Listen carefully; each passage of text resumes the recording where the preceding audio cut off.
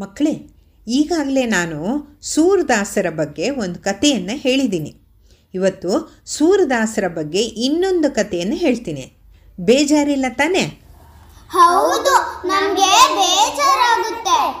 ಹೌದಾ? ನಿಜವಾಗ್ಲೂ ಬೇಜಾರಾಗುತ್ತಾ? ಹಾಗಾದರೆ ಇರಲಿ ಬಿಡಿ, ಬೇರೆ ಕಥೆನೇ ಹೇಳ್ತೀನಿ. ಪೊನ್ನಜ್ಜಿ, ಅವರು ತಮಾಷೆ ಮಾಡ್ತಿದ್ದಾರೆ. ನೀನು ಸೂರದಾಸನ್ ಕತೆ ಹೇಳು. ಎಲ್ಲರೂ ಬೇಜಾರಿಲ್ಲದೆ ಕೇಳ್ತಾರೆ. ಹೌದೇನ್ರೋ? ಬೇಜಾರಿಲ್ಲ, ಹೇಳಿ ಆ ಕತೆನ. ತಂಟ್ಲು ಮಾರಿಗಳು, ನನ್ನನ್ನೇ ಯಾಮಾರಿಸ್ತೀರ. ಸರಿ, ಎಲ್ಲ ರೆಡಿಯಾಗಿ ಕತೆ ಕೇಳೋಕ್ಕೆ. ಸೂರದಾಸರು ಅದ್ಭುತ ಸಂವೇದನಾಶೀಲರಾಗಿದ್ದರು. ಅವರು ಕುರುಡರಾಗಿದ್ದರೂ ಕೂಡ ಹೊರ ಪ್ರಪಂಚವನ್ನು ಸುಲಭವಾಗಿ ಗ್ರಹಿಸುವಂತಹ ಶಕ್ತಿ ಅವರಿಗಿತ್ತು. ಅವರ ಕುರುಡುತನದ ಬಗ್ಗೆ ವಿಶ್ವಾಸಿಗರಲ್ಲಿ ಮತಭೇದ ಇದೆ. ಕೆಲವರು ಅವರು ಹುಟ್ಟು ಕುರುಡರು ಅಂತನೂ, ಇನ್ನು ಕೆಲವರು ಅಲ್ಲ ಅಂತನೂ ತಮ್ಮ ವಾದವನ್ನು ಮಂಡಿಸ್ತಾರೆ. ಆದರೆ ಅವರು ತಮ್ಮ ದೋಹೆಗಳಲ್ಲಿ ಸರಳ ಶಬ್ದಗಳ ಭಂಡಾರದಿಂದ ಪ್ರಕೃತಿಯ ಚಿತ್ರಣವನ್ನು ಮಾಡಿದ್ದಾರೆ. ಜೊತೆಗೆ ಮನುಷ್ಯರ ಸ್ವಭಾವವನ್ನು ಬಗೆದು ಅವರು ವರ್ಣಿಸುವ ರೀತಿ ಅತ್ಯಂತ ಸಹಜವಾಗಿದೆ. ಇದೆಲ್ಲವೂ ಕೂಡ ಅವರು ಹುಟ್ಟು ಕುರುಡರ ಆಗಿರಲಿಕ್ಕಿಲ್ಲ ಅನ್ನೋ ಸಂದೇಹವನ್ನು ಉಂಟು ಮಾಡುತ್ತೆ. ಅವರ ಮಾಧುರ್ಯ ಕಂಠದ ಜೊತೆಗೆ ಅವರ ದೋಹೆಯ ರಚನೆಯ ಪದಲಾಲಿತ್ಯ ಎಂಥವರನ್ನು ಕೂಡ ಮಂತ್ರಮುಗ್ಧರನ್ನಾಗಿಸುತ್ತೆ. ದಿನದಿಂದ ದಿನಕ್ಕೆ ಅವರ ಕಂಠ ಶಾರೀರದ ಮೋಹಕತೆ ಅವರನ್ನು ಪ್ರಸಿದ್ಧರನ್ನಾಗಿ ಮಾಡಿತ್ತು. ಹೀಗಿರುವಲ್ಲಿ ಅವರ ಕೀರ್ತಿ ಮೊಘಲ್ ಬಾದಶಾಹ ಅಕ್ಬರನ ಕಿವಿ ತನಕ ತಲುಪುತ್ತೆ. ಸಂಗೀತ ಪ್ರಿಯನಾದ ಅಕ್ಬರ ಅಬುಲ್ ಫಜಲನ ಮೂಲಕ ಸೂರದಾಸರಿಗೆ ಒಂದು ಸಂದೇಶವನ್ನು ಕಳಿಸಿಕೊಡ್ತಾನೆ. ಅದರಲ್ಲಿ ಸೂರದಾಸರು ತನ್ನನ್ನು ಮಥುರಾದಲ್ಲಿ ಭೇಟಿಯಾಗೋಕ್ಕೆ ವಿನಂತಿಸ್ತಾನೆ. ಸೂರದಾಸರಿಗೆ ಅಕ್ಬರನನ್ನು ಭೇಟಿಯಾಗೋಕ್ಕೆ ಕಿಂಚಿತ್ತೂ ಇಷ್ಟ ಇರೋದಿಲ್ಲ. ಆದರೆ ಮೊಘಲ್ ಚಕ್ರವರ್ತಿಯ ವಿನಂತಿಯನ್ನು ಅಲ್ಲಗಳೆಯುವುದು ಅಸಾಧ್ಯವಾಗಿತ್ತು. ಹಾಗಾಗಿ ಸೂರದಾಸರು ನಿಶ್ಚಿತ ದಿನದಂದು ಅಕ್ಬರನ ಸೇವಕರ ಜೊತೆಗೆ ಬಾದಶಾಹನನ್ನು ಭೇಟಿಯಾಗೋಕ್ಕೆ ಬರ್ತಾರೆ. ಅಕ್ಬರ ಸೂರದಾಸರನ್ನು ಅತ್ಯಾದರಗಳಿಂದ ಪ್ರೀತಿಯಿಂದ ಬರಮಾಡಿಕೊಂಡು ಒಳ್ಳೆಯ ಆಸನವನ್ನು ಕೊಟ್ಟು ಕುಳ್ಳಿರಿಸ್ತಾನೆ. ಮತ್ತು ಸೂರದಾಸರೇ, ನಿಮ್ಮ ಸಿರಿಕಂಠದಿಂದ ಕೀರ್ತನೆಯೊಂದನ್ನು ಹಾಡಿ ನನ್ನನ್ನು ಸಂತೋಷಪಡಿಸಿ ಅಂತ ಕೇಳ್ಕೊಳ್ತಾನೆ. ಸೂರದಾಸರು ಬಿಲಾವಲ್ ರಾಗದ ಒಂದು ಗೀತೆಯನ್ನು ಹಾಡ್ತಾರೆ.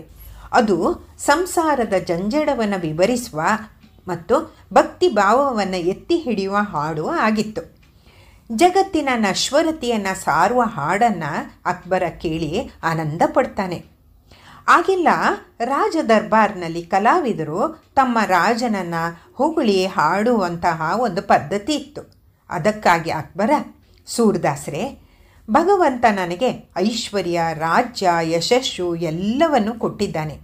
ಗುಣವಂತರು ನನ್ನ ವೈಭವ ಆಡಳಿತದ ಬಗ್ಗೆ ಹಾಡಿ ಹೊಗಳುತ್ತಾರೆ. ನಾನು ನಿಮ್ಮ ಬಾಯಿಂದ ನನ್ನ ಯಶೋಗಾಥೆಯನ್ನು ಕೇಳಲಿಕ್ಕೆ ಬಯಸ್ತಿದ್ದೀನಿ. ಅದಕ್ಕೆ ನೀವೇನಂತೀರಾ ಅಂತ ಕೇಳಿದಾಗ ಸೂರದಾಸರು ಗೋಪಿ ಸಂವಾದ ಪ್ರಸಂಗದ ಒಂದು ಗೀತೆಯನ್ನು ಹಾಡ್ತಾರೆ. ಶ್ರೀಕೃಷ್ಣನ ಭಕ್ತಿಯಲ್ಲಿ ಮುಳುಗಿದವರಿಗೆ ಅನ್ಯ ವಿಷಯದಲ್ಲಿ ರುಚಿ ಇರೋದಿಲ್ಲ. ಅವನ ಅದ್ಭುತ ಲೀಲೆಗಳೇ ಮನದಲ್ಲಿ ತುಂಬಿರಬೇಕಾದ್ರೆ ಬೇರೆ ವಿಷಯಗಳಿಗೆ ಜಾಗ ಇಲ್ಲ. ಬಿಂದಿಗೆಯಲ್ಲಿ ಸಾಗರವನ್ನು ತುಂಬಿಸೋಕೆ ಆಗೋದಿಲ್ಲ. ಹಾಗೆ ನನ್ನ ಬಿಂದುಗೆ ಅನ್ನುವ ಮನದಲ್ಲಿ ಶ್ರೀಕೃಷ್ಣನ ಲೀಲೆಗಳನ್ನು ಅರ್ಥ ಮಾಡಿಕೊಳ್ಳುವ ಕಾರ್ಯನೇ ಇನ್ನೂ ಆಗಿಲ್ಲ. ಹೀಗಿರುವಾಗ ನಾನು ಬೇರೆಯವರ ಬಗ್ಗೆ ಹೇಗೆ ಯೋಚನೆ ಮಾಡಲಿ? ಬಿಂದಿಗೆ ತುಂಬಿದ್ದರೆ ಬೇರೆ ನೀರು ಅದರಲ್ಲಿ ಒಂದು ಹನಿ ಕೂಡ ಹಿಡಿಸೋಕೆ ಆಗೋದಿಲ್ಲ. ನನ್ನ ಆರಾಧ್ಯ ದೇವ ಶ್ರೀಕೃಷ್ಣನೇ ನನ್ನಲ್ಲಿ ತುಂಬಿಕೊಂಡಿರುವಾಗ ಅನ್ಯ ರಾಜರುಗಳನ್ನು ನಾನು ಹೇಗೆ ಹಾಡಿ ಹೊಗಳಲಿ ಅನ್ನೋದು ಅದರ ಅರ್ಥವಾಗಿತ್ತು. ಸೂರದಾಸರ ಧೈರ್ಯವನ್ನ ಮೆಚ್ಚಲೇಬೇಕು. ಅಕ್ಬರನಿಗೆ ಇಲ್ಲ ಅನ್ನಲ್ಲ. ಅಕ್ಬರನಿಗೆ ಈ ಹಾಡಿನಿಂದ ತುಂಬ ಅಸಮಾಧಾನವಾಗುತ್ತೆ.